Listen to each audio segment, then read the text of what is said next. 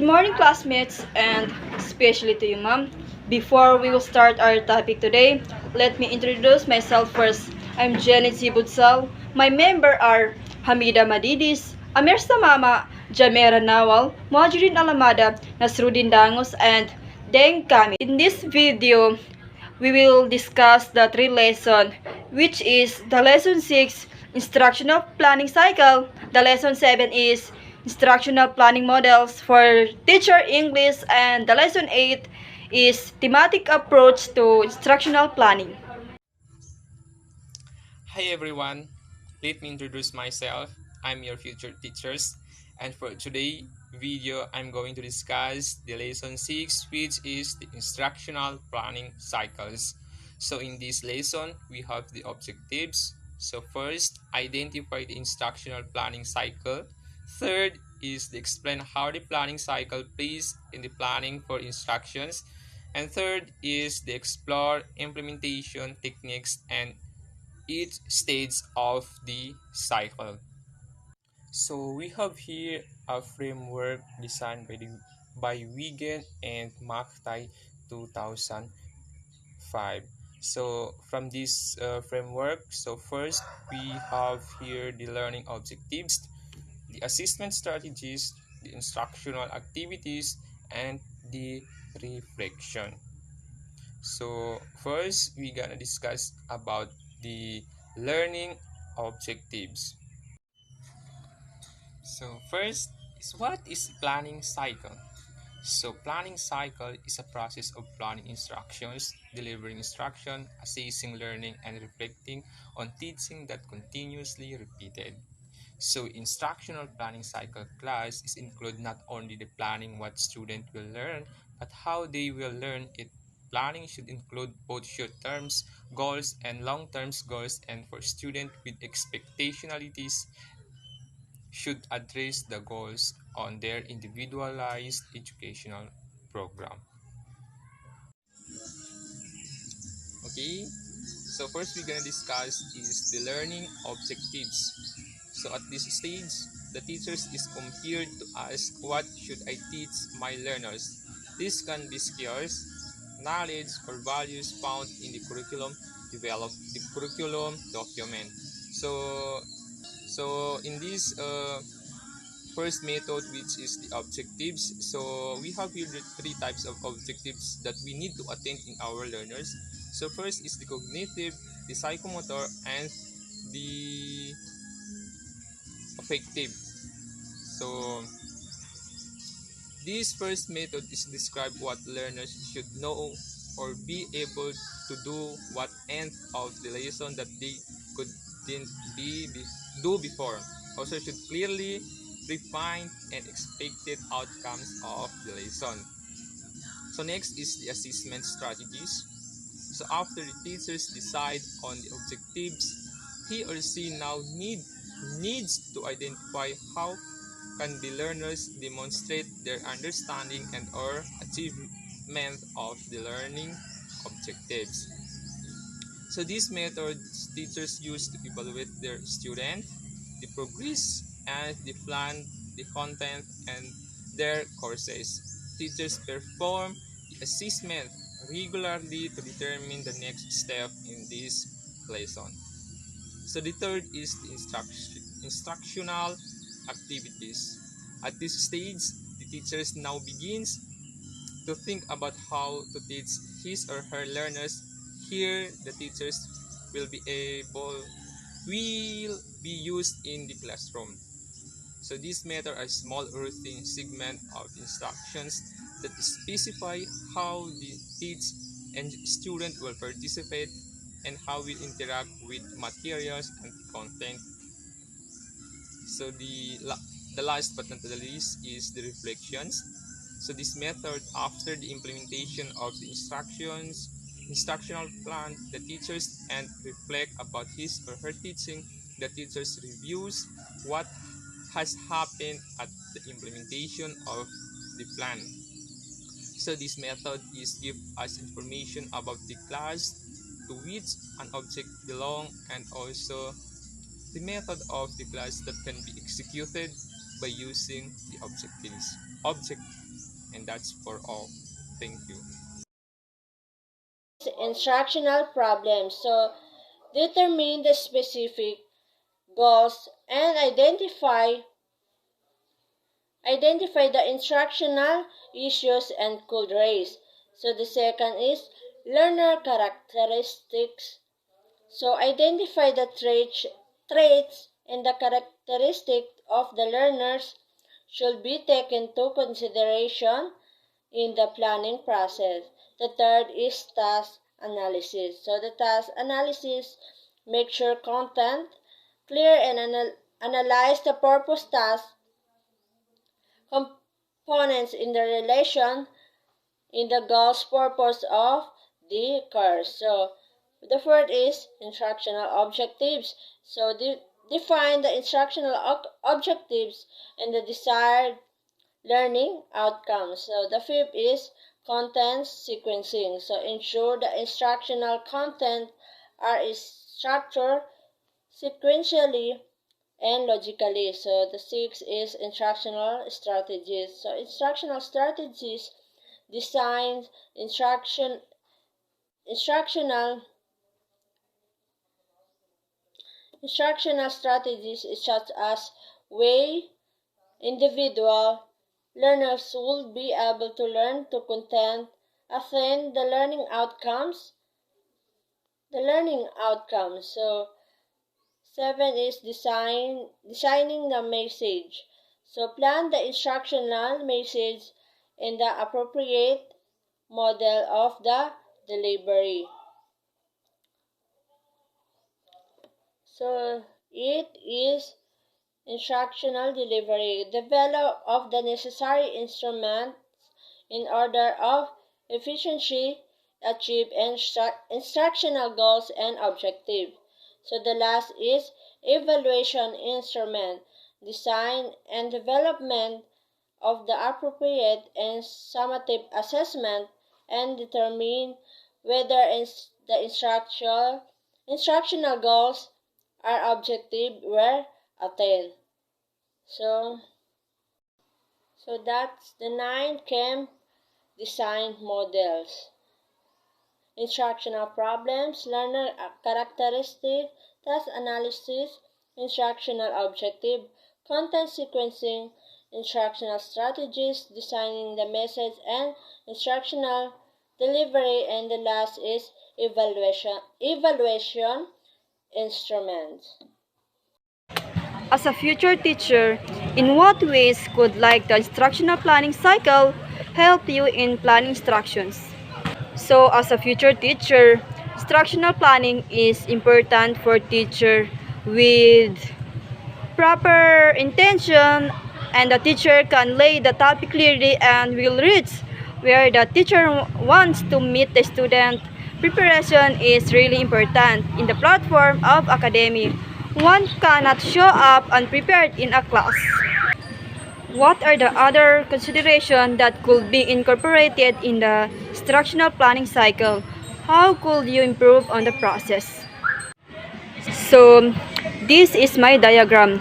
We have characteristic of the group, knowledge of previous knowledge or skills, learning outcomes, less on content, and learning matter, checking that learning has taken place, evaluate the lesson, and regarding curriculum planning.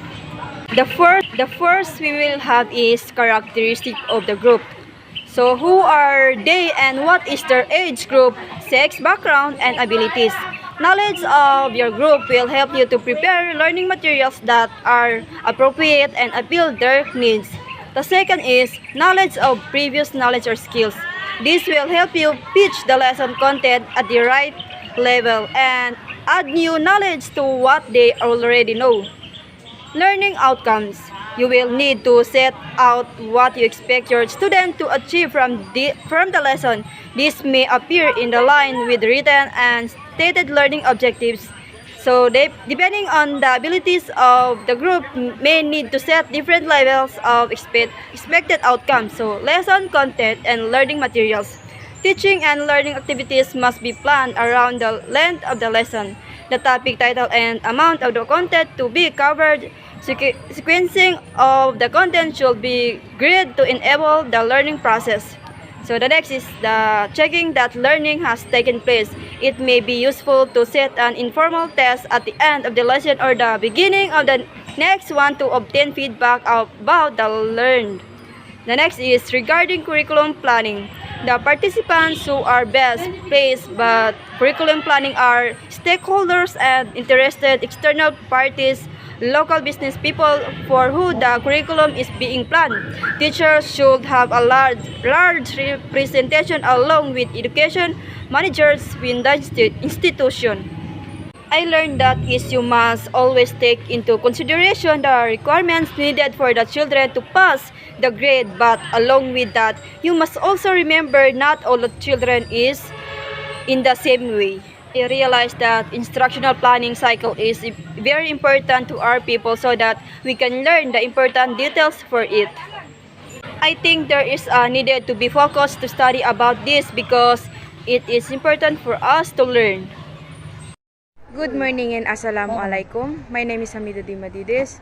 So, Killer's ARCS model of motivation. So, sa ARCS, nabibilang dito ang attention, relevance, satisfactions, and confidence. So, attention, it refers to the learner's interest. The relevance, the learning process should show the usefulness of the content so that learners can bridge the gap between content and the real world. Satisfactions. Learners should be proud and satisfied of what they have achieved throughout the learning course. And the confidence. The learners by helping them to believe that they can success. So, yan ang napapaloob sa ARCS or Killer's ARCS model of motivation. So, meron tayong tinatawag na instructional planning models and pros and cons. So, sa instructional planning models, napapaloob dito yung ADDIE model, Camp Designed model, ARC model. So, ang ADDIE model analyzes, design, development, and implementation and evaluation. Sa pros niya ay ability to be used with other models. For cons, teachers might feel overwhelmed when using the CAMP model. So, sa CAMP design model, the designer to take the perspective of the learners so that their needs, properties, and constraints. So, pros, linear nature, over-detailed and approach and the time. For cons, communicate objectives and prerequisites. For ARC model, there are 4 components of ARCS model.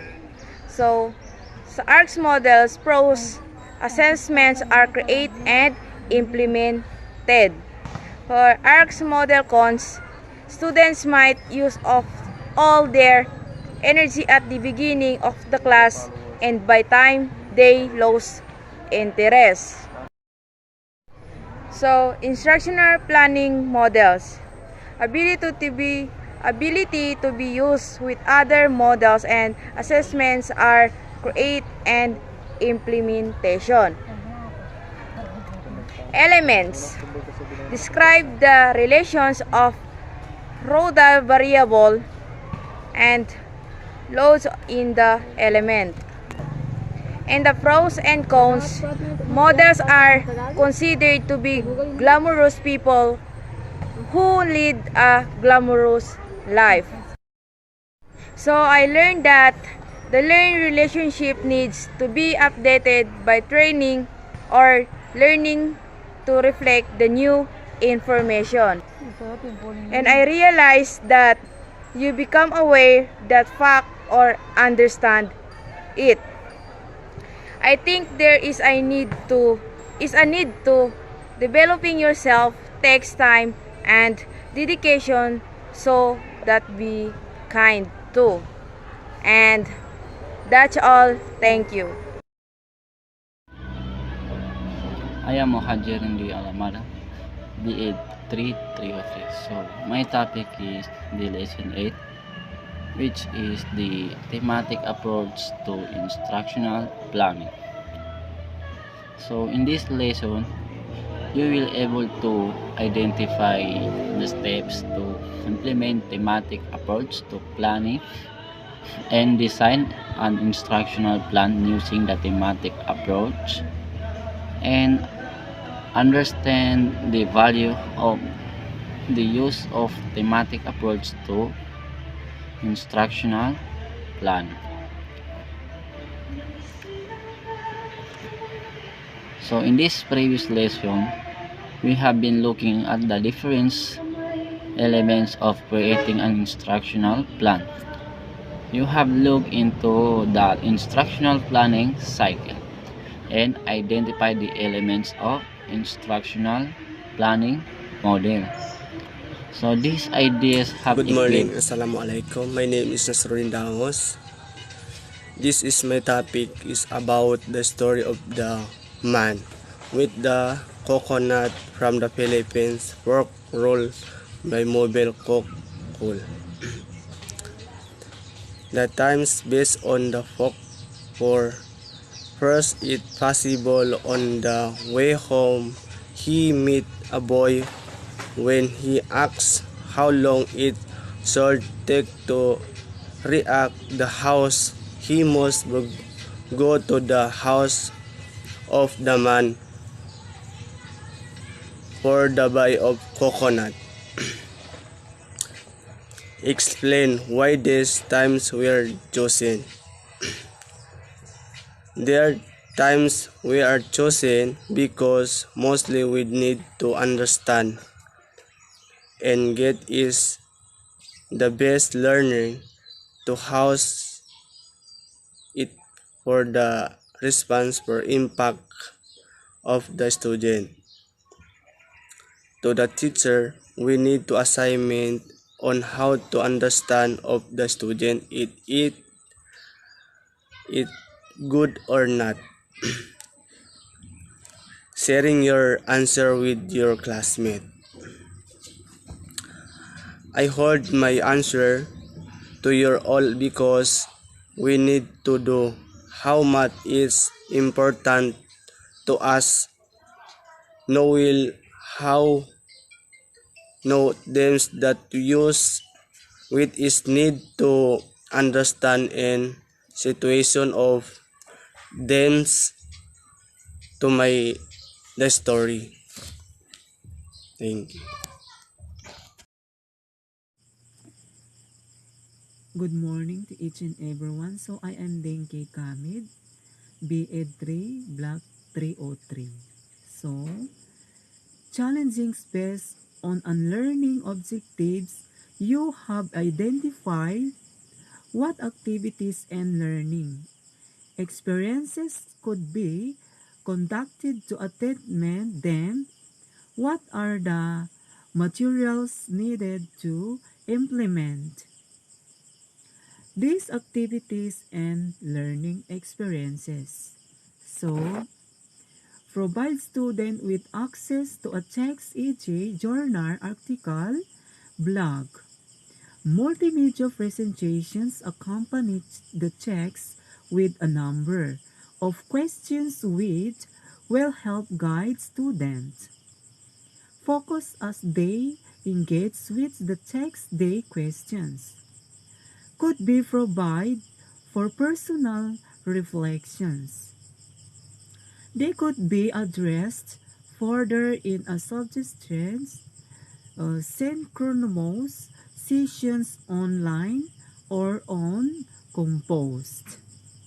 They could be presented in the form of an online quiz, weighted or unweighted, or survey, or that could be required as parts of a synchronous activities online. Among the options and so learning objectives sometimes referred to as learning's outcomes. Milton's 1997 are the statements that clearly describe what students are expected to achieve as result of instructions. So this is my activity. So you're going to first weeks of fun learning, play, adventure, surf, fulfillment, connected. Growth and bonding with others activities. Can be as materials requirements planning, schedulings and inventory control system to the manage. Manufacturing process must MRP system are software based, but it is possible to conduct MRP by hand as well. So